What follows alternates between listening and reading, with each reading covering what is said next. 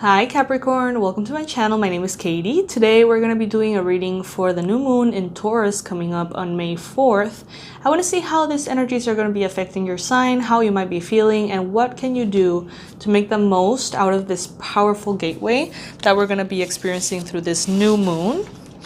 So the new moon in Taurus is related to our material world, to our finances, to our job, to our career, to the physical senses, our sensuality, our self-worth. So I'm going to be pulling some cards to see how and what is going on for you, Capricorn, specifically. And I'm also going to be pulling some oracle cards as well that I'm going to be reading for you guys. So the message from this card, which is the new moon in Taurus, is prosperity lies ahead. Yes, Knight of Pentacles. So this could be a good time for you to remain still, think about things, strategize, make financial plans to move forward that are very well thought out and that can make you feel safe in order for you to enter a new level of consciousness within your money, your management of money, and your self-worth and the way you feel about money.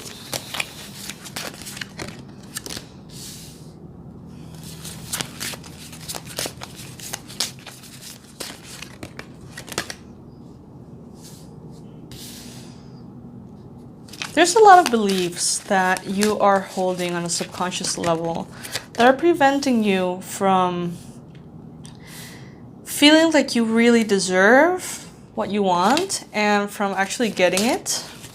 You might be focused on the lack. You might be focused on the things that have not gone your way in the past, or the way things have not gone the way your loved ones wanted things to go, and you've taken that as an example for how life could be hard. You know, like I feel like there's perspectives here that are not supporting you. I feel like they're actually holding you back from financial abundance and success. But let's see what's in store. Let's see.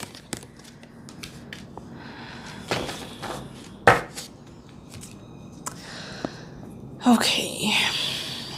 Well, the new moon in Taurus, as I was mentioning earlier, is a great time to evaluate our sense of self-worth and see how we might be holding ourselves back from receiving what we want. Then we have here the Knight of Pentacles, which is a slow-moving energy that suggests that you take some time to analyze what is wrong in that area of your life, in the material world, in your finances, in your job, in your career, in the structure and the routine of your daily life. Evaluate everything, but don't make a movement just yet. Observe. The Knight of Pentacles is the slowest moving knight, but the one that makes the least mistakes. So take some time to strategize and see what is not working. And be very honest with yourself, even if it hurts a bit. Be very honest with what is not working so you can improve that. Be very aware of your self-sabotage, your tendencies, your temptations here with the Devil card.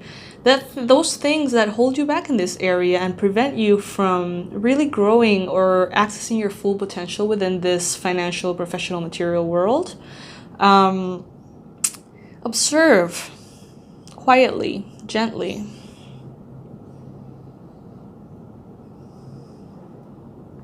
I feel like once you understand, for some of you guys, there's going to be an important member of the family that is going to be helping you with this.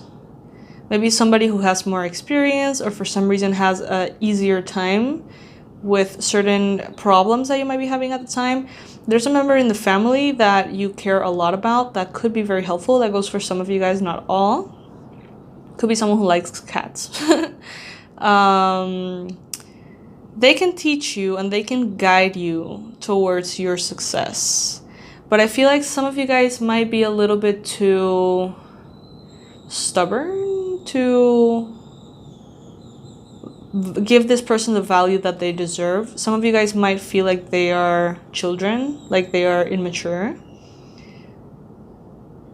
Or I feel like some of you guys, if you're men, might not want to listen to what your wife, girlfriend, mother, sister, or female energy in your life has to say in regards to this.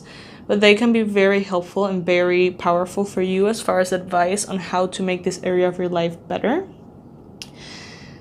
You might be focused on ways in which things have gone, you know, sideways in the past in a way that you won't like, and you might be focused on this new moon, and that might be preventing you from even dreaming about a better reality in this area. However, for some of you guys, if you're dealing with a Cancer, Pisces, or Scorpio energy, this energy, this person, male or female, could be very important for you at this time. They can be someone who can teach you about patience, about constriction in a way that is healthy, about discipline, about taking things one step at a time. They can be that person that invites you to believe and act on a new belief of self-worth about yourself. Like, they're going to be teaching you how to take care of yourself. For some of you guys, that might be another earth sign, a Capricorn, a Virgo, or a Taurus, or that could be a Pisces, a Scorpio, or a Cancer. Or a Leo, or an Aries, or a Sag. So once you get on board, I feel, with this person, or with this intuitive wisdom that is coming through you on how you need to make arrangements in this area of your life, once you get on board with that, I think like things are going to move really quickly and really good, in a good way for you.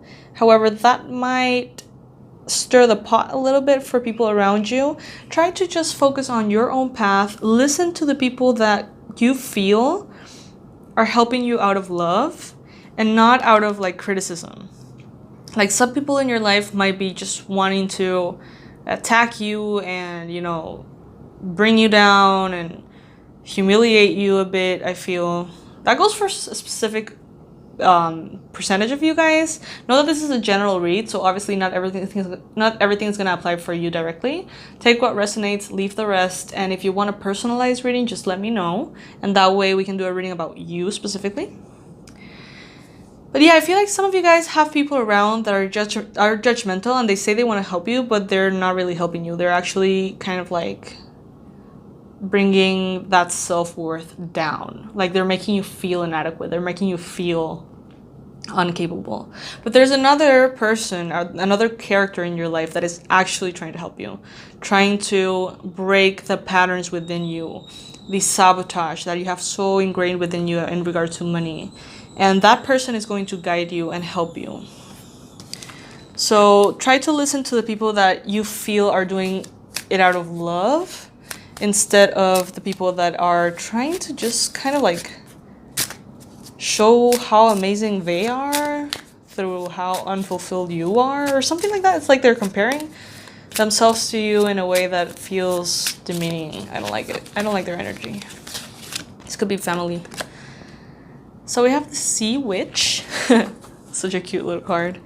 And I'm going to be pulling cards from this oracle as well. Capricorns for the new moon in Taurus. Whoop. It's many cards. Way too many, sorry. Spirit, just bring in 2 to 3 cards. 2 to 3 ideal cards for Capricorns. Source. Turn your heart towards the source of all teachings. This is something that's very important. I know that this might feel like a financial read and like a career reading, but it is actually very aligned with what this moon is trying to bring about within us, which is how our self-worth and our connection to spirit is manifested externally, and we can see it externally as financial results, career success, you know, all of these material external things. But in reality, behind that, what we're dealing with is our perception of our self-worth and the connection we have to spirit.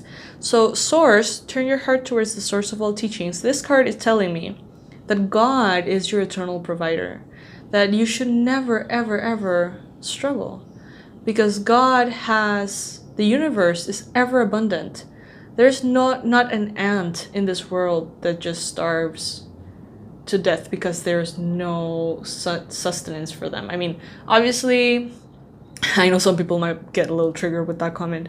What I'm trying to say is that there's a balance in this universe in which everything is provided to us if we are aligned to the divine abundance of the universe.